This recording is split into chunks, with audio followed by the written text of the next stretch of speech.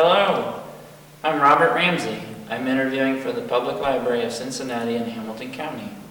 I'm interviewing Ralph Hoffman on October 27, 2006 at the Pleasant Ridge Branch Library. David Ducard is our camera operator. Mr. Hoffman, thanks for coming and spending your time with us today. Could you please start by telling me about your background and where you were born and your upbringing? I'm a very local Cincinnatian. I have never been away, basically, until I went into the Army. Wow. And then I got to see 3 faraway places that I would never have expected to see. So I was a student at UC in my 3rd year. This was 1942. Okay. And the government had 2 programs for college students, which I thought was a very smart idea. What they did was give these students a chance to sign up to go into the service and wait until they're called when they found a place for them. See? So I signed up and continued schooling until 1943 when they had a place. Well, they took the group. It was called the Enlisted Reserve Corps. Okay. And they came to the UC group, and this was in 1943. And luckily, being in the group from UC, I had 2 of my friends that were sent to basic training with me. We went to Fort Leonard Wood in Missouri, which is part of the Mark Twain National Forest. So any hikes out there were in wooded areas that were very nice to hike. Oh, wow. And tell me, were they finding a role for you that was related to your studies? Not for basic training. No, but picking a role later. Okay. Looking at all your studies. I mean, I was an architecture student. So when I was classified as a draftsman. Okay. You know, a map maker, draftsman. And after the basic training, I was picked to go to their program for aerial photography, making maps from aerial photography. Wow. And this program was at the University of Kentucky in Lexington. And the Corps of Engineers, this is the Corps of Engineers, actually, my basic training, Fort Leonard Wood was a Corps of Engineer camp, and the school in Lexington was school number 2 from Fort Belvoir, Virginia, outside of Washington. And that was a 13-week course. And we lived in the Phoenix Hotel, just like you read about in the books from Miami Beach. The Army had the hotel, and they kept the staff. We would eat our meals in the hotel and march out or walk out to the campus, which was like 12 blocks south of the downtown Phoenix Hotel, and come back for lunch, go out again after lunch, and come back after school. And the physical exercise was in the field at the University of Kentucky in the mornings. Okay. That was 13 weeks. And for me, that was heaven, because I could come in every weekend to Cincinnati after Saturday morning classes. I would hitchhike into town and be in Cincinnati until Sunday evening, where I took the train from Union Terminal back to Lexington, like a 1-hour trip. Were you coming back to see, you saw your parents and your family and your friends? And I had a girlfriend, and she would have another girlfriend for one of my friends who would come in at times. So that was really very pleasant. And that was 13 weeks? 13 weeks. After the 13 weeks, I was sent to Camp Stoneman, California, which was a replacement depot. Camp Stoneman is 30 miles east of San Francisco. Okay. And a replacement depot is for finding places to send the replacements which I was, when some outfit came through that needed somebody. Okay. And somebody in the 1897th Engineer Aviation Battalion got sick. So I was taken on as their topographical draftsman to replace this guy who was also a topographical draftsman. Okay.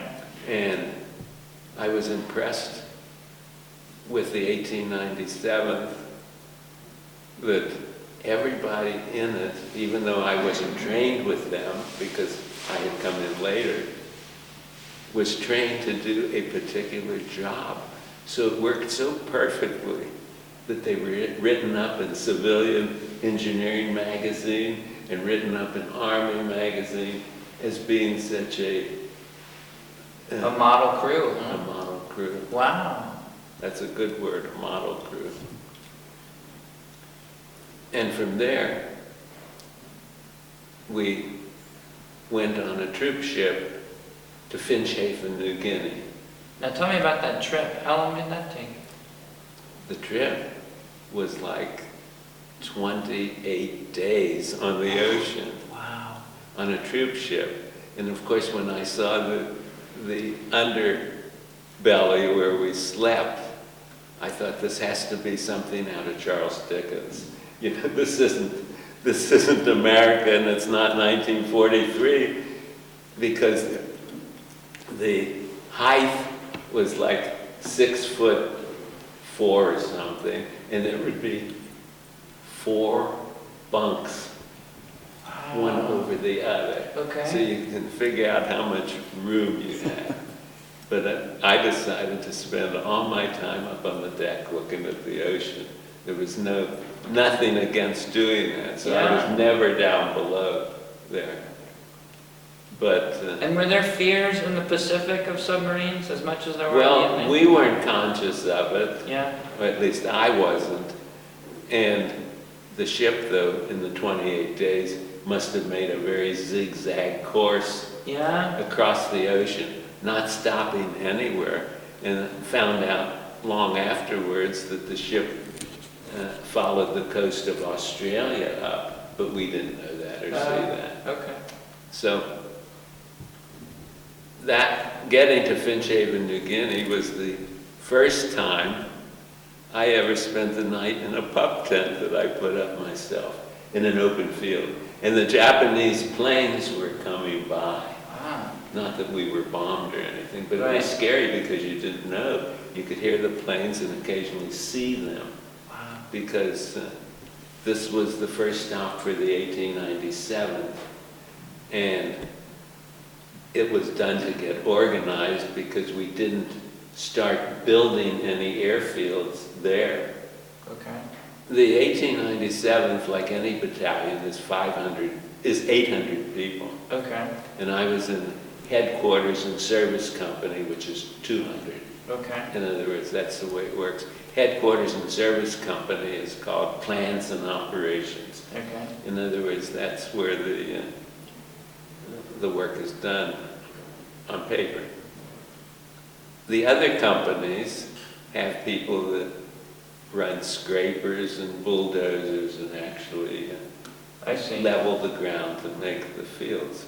And what the topical draftsman does is take the notes from the surveyors and plot the cuts and the fills for the airstrip. Okay.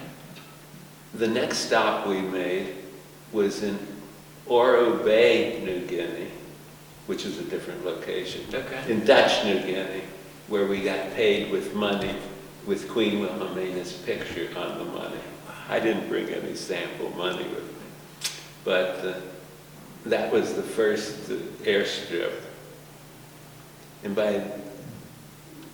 when I was in Oro Bay, the highlight was that I voted for the first time in 1944. This was for President Roosevelt. I voted absentee right from in the field. Wow. And my brother, who I'm going to tell you about, never got to vote at all, and that always bothered me. because he went into the Army when he was 17. He went in at the same time that I was called to go to basic training. He was only 17, and his training was in the Air Force. He became a navigator on a B-24. Wow.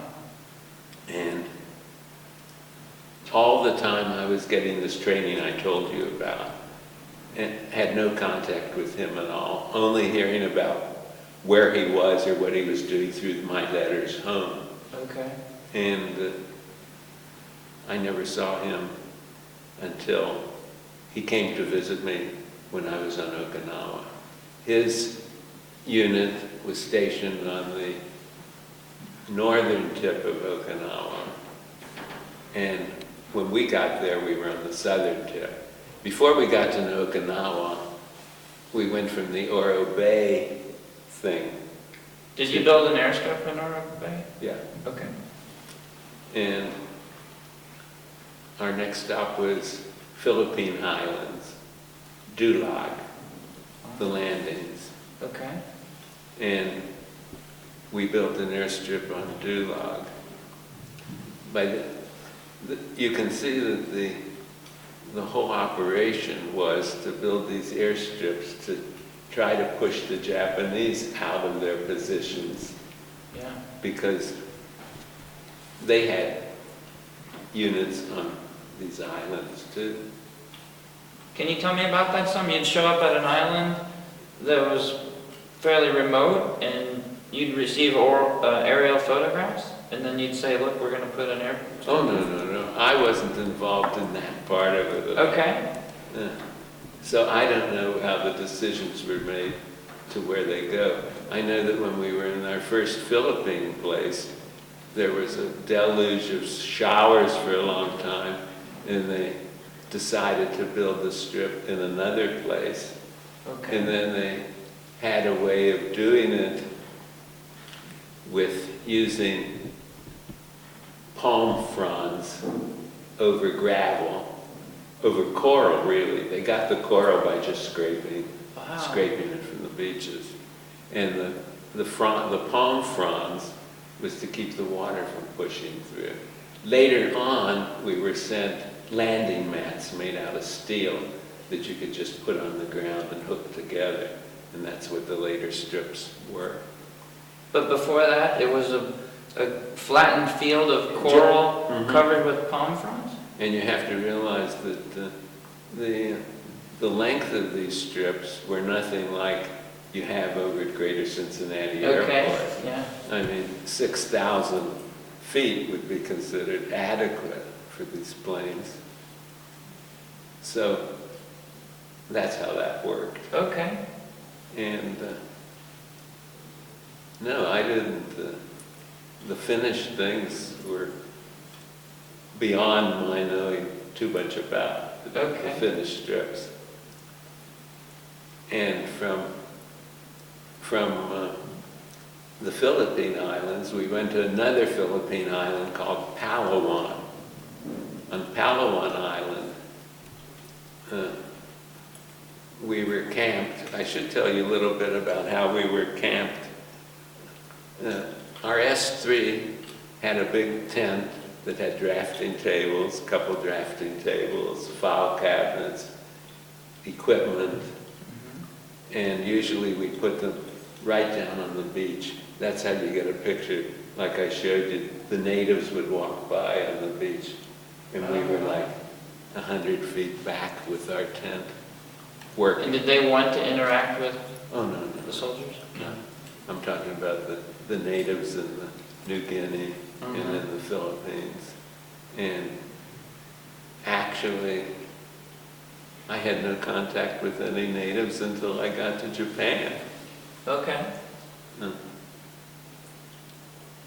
From the Palawan Island, we went to Okinawa. Some of these places, the work would start very shortly after the fighting. So you would see some remains in the field because the fighting, say, ended 4 days before. I see.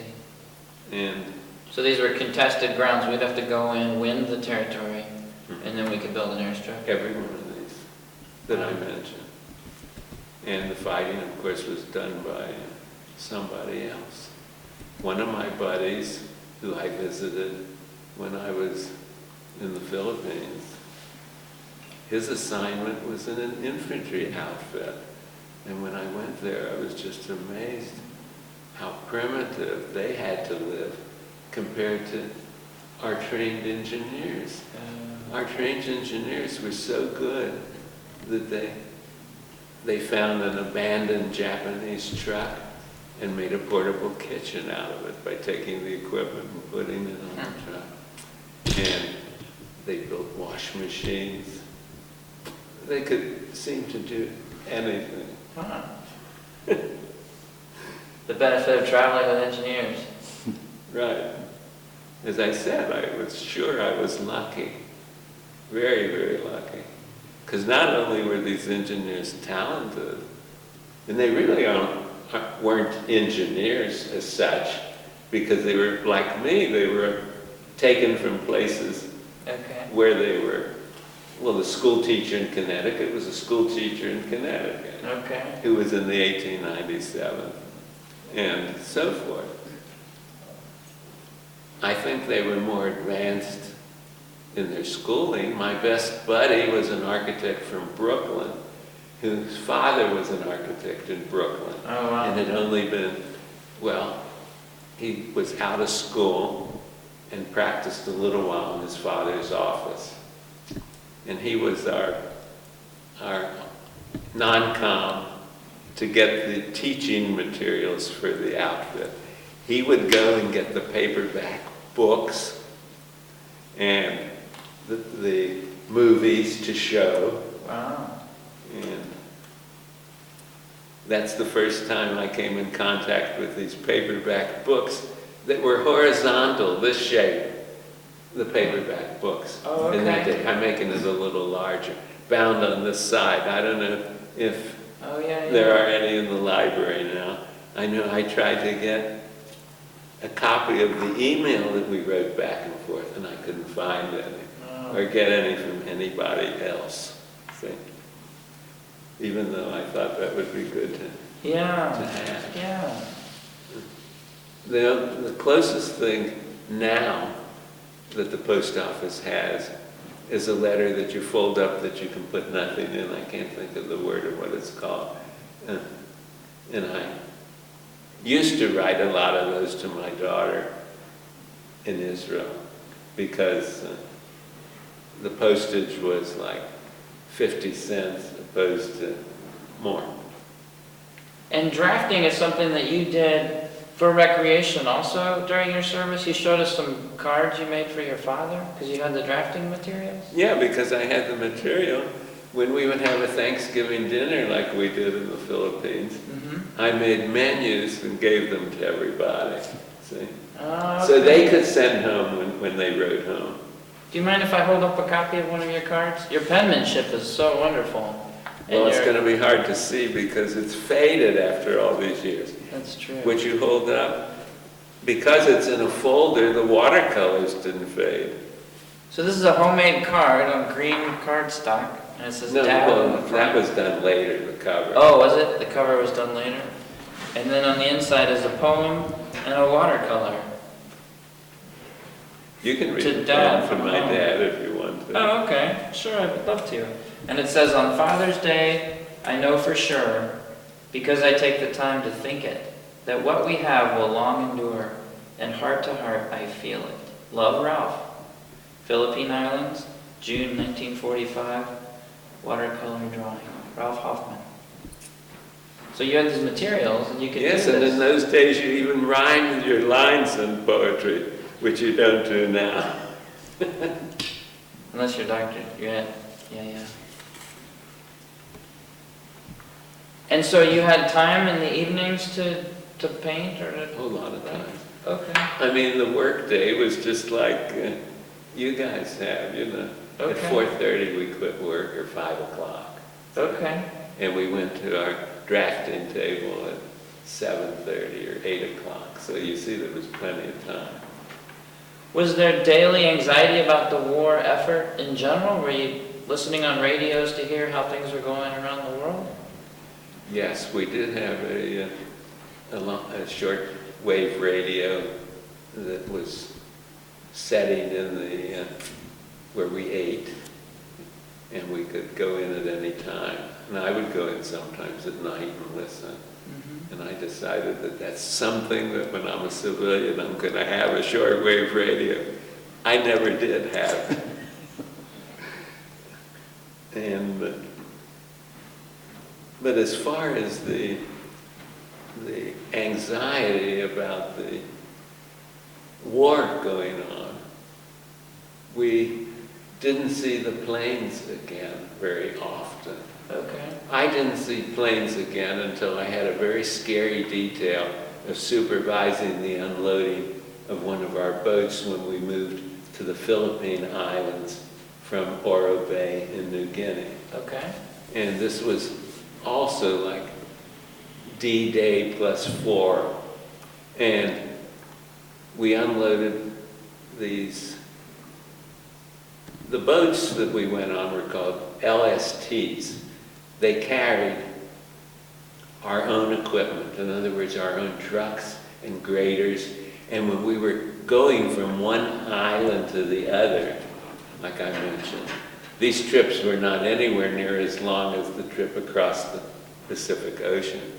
And these LSTs had no bunks of any kind, so you just made yourself comfortable on the trucks that were on the open deck. Okay. And I made a watercolor of a LST, a very abstract.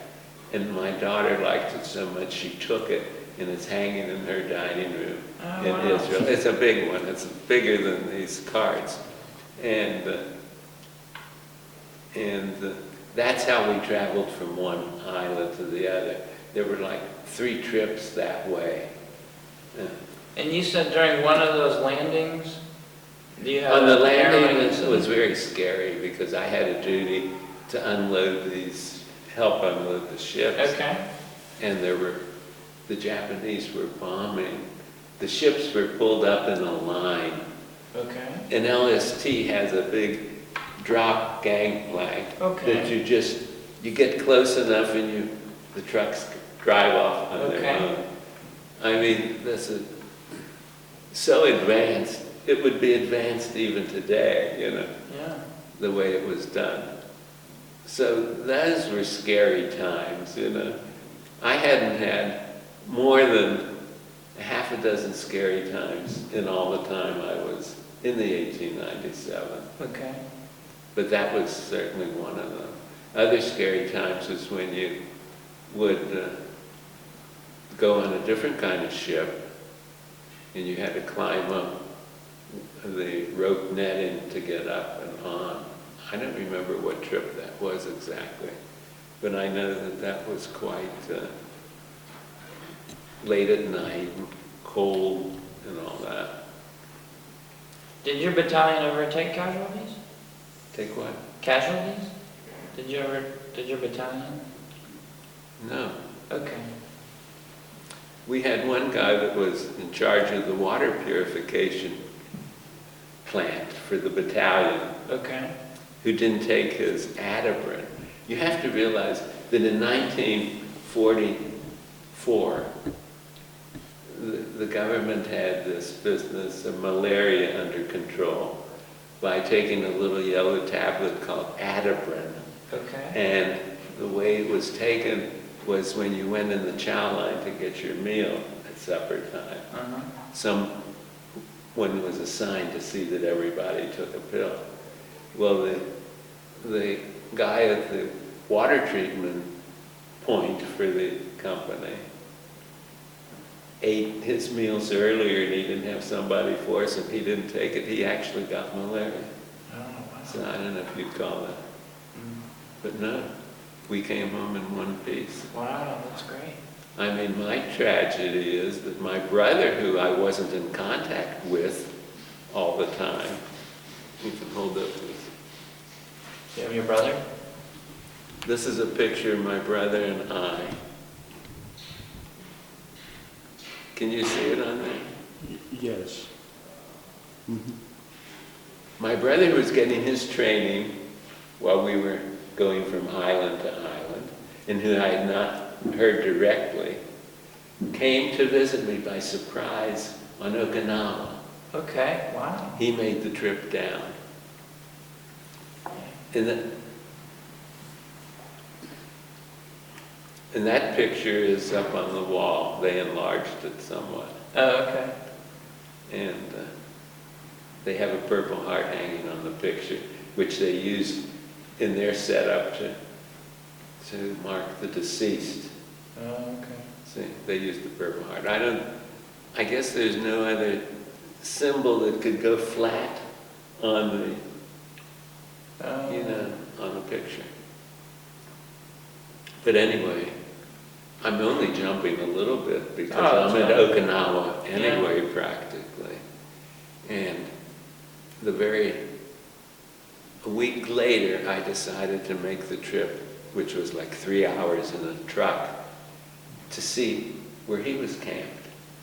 To pay back the visit. Yeah, yeah.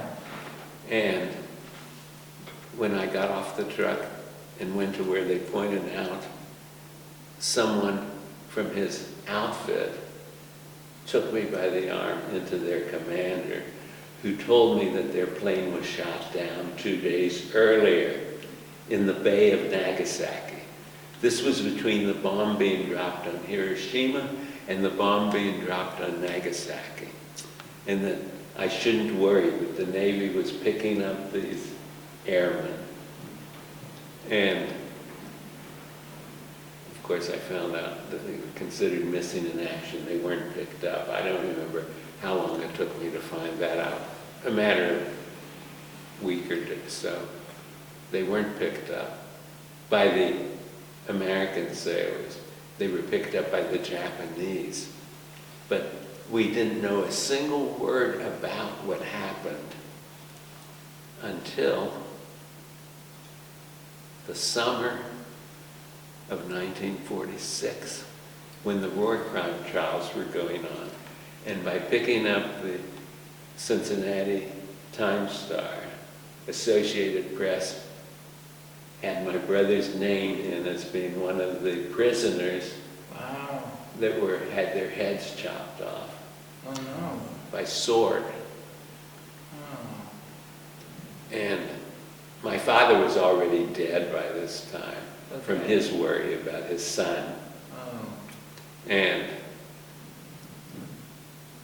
we all lived with the idea that missing in action, probably they're not alive. Okay. Although in this culture, there's still people at the Jewish Center that come up to me and say, how can you get by without having a body? Yeah. You do. But anyway, the chaplain who came and told me about, well, he didn't tell me about my brother being killed. He told me that my father had died. Okay. This was in September 1945. Okay. And that... And you were in Okinawa? Yes. Okay. And that he would put in a letter through the Red Cross to try to get me to leave, to go home. Oh, yeah. Because of being an only son left. Yeah. But actually that didn't work until I was already, when we were from Okinawa in Japan. Okay. I was in Japan. That was there about 4 weeks in Japan. And they did get a letter for me to go home. I mean, all this happened rather fast. Yeah. The end of the fall of 45. So when then did you return home? Well, I returned home at Christmas time Okay. by myself. To your mother and your sister? No, I didn't have any sisters. Oh, I'm sorry. My mother only had 2 boys. Oh, okay. Typical of Cincinnati in those days, you know. Okay. And I got home on my own and found out that in another 2 weeks, my outfit came home all together. You just beat it by 2 weeks. Yeah, I felt I would have been better off going home with them, Oh, yeah. with the guys I knew on the ship. And of course, the trip back took about 8 days, landing in Tacoma, Washington. Oh, wow. Okay. And very different. But I did get to see Japan for 3-4 weeks. And my friends from New York urged me to go with them to mix a little, to see some, to go into the city. Okay. And I can tell you that to get on, we were stationed in where the Japanese airmen had trained in a little town called Itami-mu, which was about 15 miles from Osaka. Osaka is the second largest city in Japan. Okay. So there were still things like a few concrete department stores that were not bombed. You have to realize that when we never traveled alone inside Japan, because we could see that everybody around us had their arms or legs or heads in bandages from the bombing raids. Wow. The amount of bombs that were dropped on the cities in Japan, just enormous, you know, to burn up everything. Yeah. So, coming home, Yeah, then what was were you home when, where were you when the war ended? well, that's a picture that I had that you can hold up. Okay. Oh.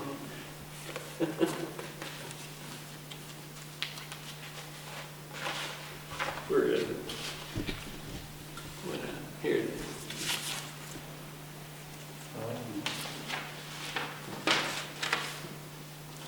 This picture shows the shadow of a C-54. I had 2 pictures, but I only brought one. Yeah, let me help you hold it. I wanted to read it. Oh, okay. That's probably. This picture I brought back with me, but it tells when the war ended. I was still on Okinawa. The war was over when we got to Japan. Okay, thank you. The idea of going to Japan was to repair the airfields in Japan that we had bombed. Okay. But we never did that. That's why everybody got to go home after 4 weeks or so. Okay.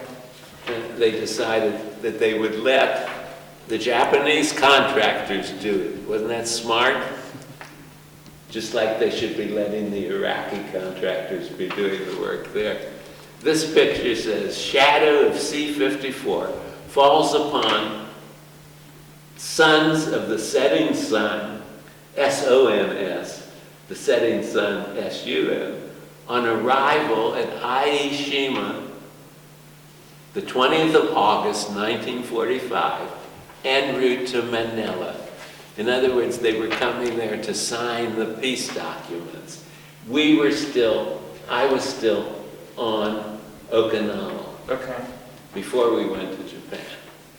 And we actually could see this island of Aishima in the distance. Wow. And could see the ships going up there from where we were camped. The other picture is different than this, but that tells you when the war ended.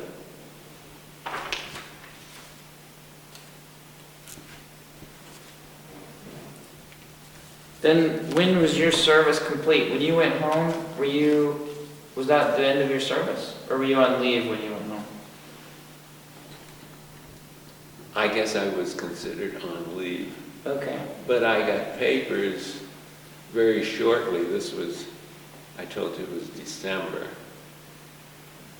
In January, I got orders to go to Camp Atterbury to be discharged. Oh, okay. to be discharged. Close by, you see. Yeah. I was fortunate. I had Lexington, Kentucky, Camp Atterbury, Indiana. So did you celebrate then when you were finally finished? I'm not a celebrating type of person, basically. I don't remember Okay. doing any celebrating. And tell me, you said you were looking for emails. You continue several of those relationships? Yes, for a while. And then I decided, well, my best friend invited me to come to New York, to Brooklyn, Okay. my architect friend. Uh-huh. So that was the one I would have proceeded with the most. But Did you then move even to- then I didn't follow him for very long. You know? Okay. I think I lost interest after maybe in a year or so. Okay. In writing to Yeah. my 5 buddies that you saw in the picture. I do want to hold up the picture of the, Your tent mates? well, I have one that has all of them. But this shows the inside of our tent with a table built around the light, the pole, Okay. the main pole, and Right. a big light over that. This is to show you really that you could have your intellectual interests continue sitting around a table just like in a library. Wow. Yeah. Do some reading. Well, writing your letters and stuff. So, I mean, my story of the war doesn't have any fighting, any blood. And that's what's so amazing. I find that I have to really try to understand what's going on in Iraq because it's so different, Yeah. than my war experiences, that I find that one magazine, Time magazine, has such wonderful photographers taking pictures all the time, prize-winning people, and trying to give some inkling. Yeah. And practically nobody else is doing that. But I can't tell you anything about, the philosophy of the war, there or even here. Do you want to talk about your personal philosophy? I don't think this is the place for it, Okay. really.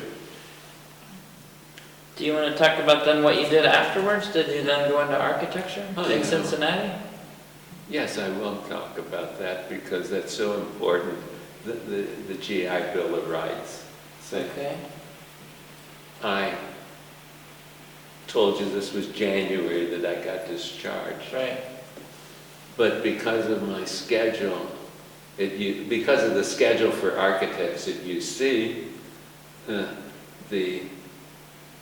I didn't have to go back until the 3rd semester out of the 3-semester year for my pre-junior year. So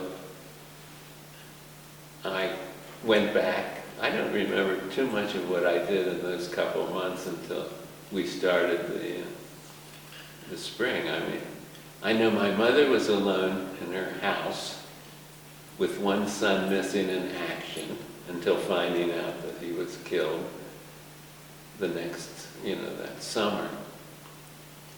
And everybody telling her, "How can you live here all alone?" And she kept saying to them, "I'm going to wait until Ralph comes home, see, to decide." And when I came home, I eventually went out with my girlfriend that I wrote to. And what surprises me is that somebody else will tell me that I wrote to them also, and that they wrote to me. And I don't remember anything about it.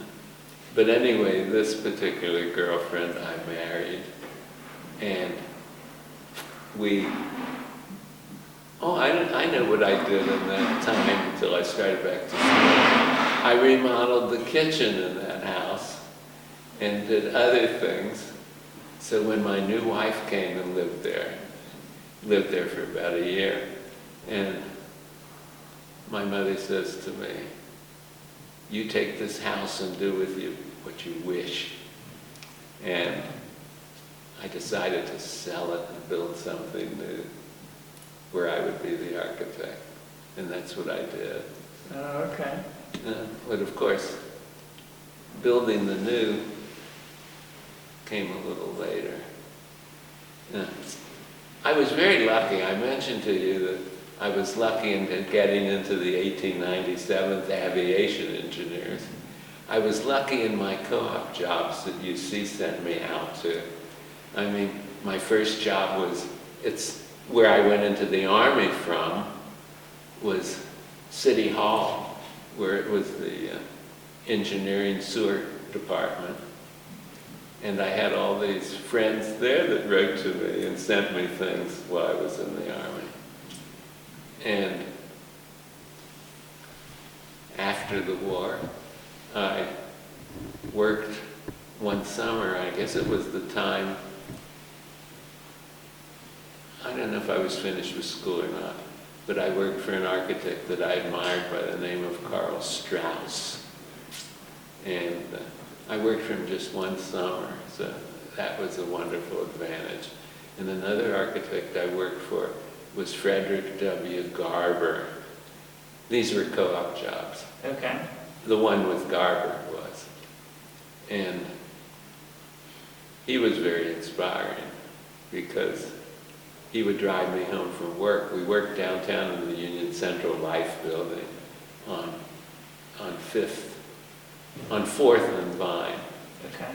And he was the architect who designed Walnut Hills High School, Wow. the Hartwell School. And of course, years later, I worked on the design of several schools. This was later, for another architect that I worked for. But I went back to school under the GI Bill and finished. And when I got back to school, we had a very small class. We had 15 architects in the class. Okay. And when we got back, we found that all of them were gone, and in their place were 5 women who were studying architecture. Wow. So we had them in our group of those who came back. So that's my experience. I guess I should have told a lot more. Oh, that's great. What I had. Is there anything else you want to share? You mean from my pictures and things? Or other experiences that I didn't get to chronologically? Well, I think I overshadowed you as far as you're having a chance to ask questions. Oh, no. I just kept talking, and I apologize for that. That's why we're here. Because you're part of the thing, too. No.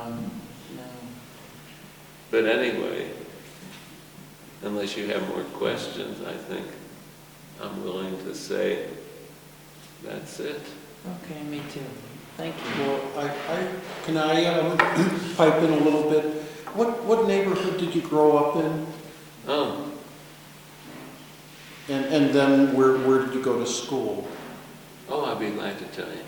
I grew up in North Avondale, basically, and my mother was told by our pediatrician, I was born downtown on 9th Street, and told that your kids will always have respiratory things unless you move out where the air is fresh. So they found an apartment in North Avondale. This was, the Depression was already starting. And my grandpa and my father lost their business. So my grandpa bought a 2-family house on Dixon Avenue in North Avondale, right near Mitchell Avenue, like the 3rd door from Mitchell Avenue. And are you recording this? Yes, I see you. And I started the second grade at North Avondale School. And it was in a big stone house. It's not the same North Avondale Montessori that's there now. My 4 kids had all gone to North Avondale Montessori. And it wasn't Montessori even when they went there. But it was a good school. And we lived there until my grandpa lost the house. His family, his wife and kids, my aunts, lived on the second floor. We lived on the first floor, my brother and I, and mother and father. And he lost that house, and my father scraped together enough money to buy a house in Bond Hill. And that's the house that my mother said, you take it and do what you want, you know. And of course, I admired her so much for not listening to the people that would say, why don't you move away? How can you live with these memories and things? She was a strong person. She lived with them. She went to the Gold Star meetings, the Gold Star Mother meetings. She was friends with a guy up the street who also lost a brother and who I went to the VFW meetings with. And one of the things I did in that period before I went back to school, and I guess afterwards, we got the city to give us the North Avondale police station next to the firehouse to use as a clubhouse for the veterans of foreign wars. The Bond Hill Avondale Roselawn group, we called it. And I was the adjutant in that group until the VFW took a stand about not wanting to take in displaced persons into the United States. And I resigned and wrote them a letter about that stand, which I thought it was so wrong, you know. And over the years, some of my best friends from the World War II period were people that came here in that period. A German fellow I knew who lived in Finneytown was a bricklayer, and he was a prisoner of war in England. And of course, he migrated in that period after the war. So that verified that I was so right in being against keeping. But the VFW did take a stand like that. That they didn't want these displaced persons that were scattered around that we were saving from the Nazis to come here. So that's my activity in Veterans Affairs. I've never belonged to another veterans group since. Which high school did you go to? Oh, I went to Hughes High School. And had to debate whether I should go to Walnut Hills High School because I passed the test and could go. And the debate ended when my 4 kids went to Walnut Hills High School, and I went to the first parents' night and saw what it was that I would have had in that high school rather than Hughes High School. Although, don't get me wrong, I was very happy with my time at Hughes High School. At that time, the classes were strictly divided, like A students, B plus students, B, because they had enough kids to have like 4 or 5 groups in all that. And we had extra good teachers, you know. Like the homeroom teacher at Hughes High School, homeroom, I never had him for anything. Courses was the grandson of Rutherford B. Hayes, one of our presidents.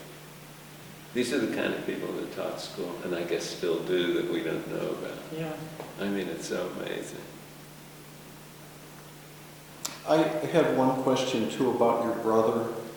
Now, he was in an Army unit? Yeah, he was in the Air Force. Oh, in the Air Force, I see. My 1897th was attached to the 5th Air Force.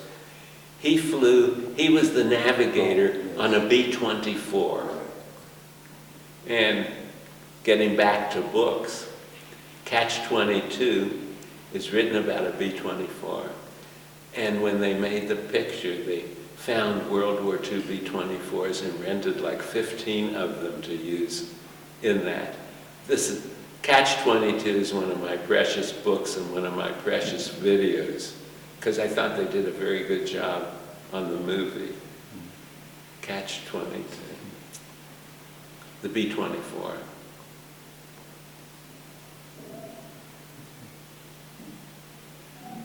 Okay. You want to- Okay, well, thank you very much. Appreciate it. Thank you. It was a pleasure.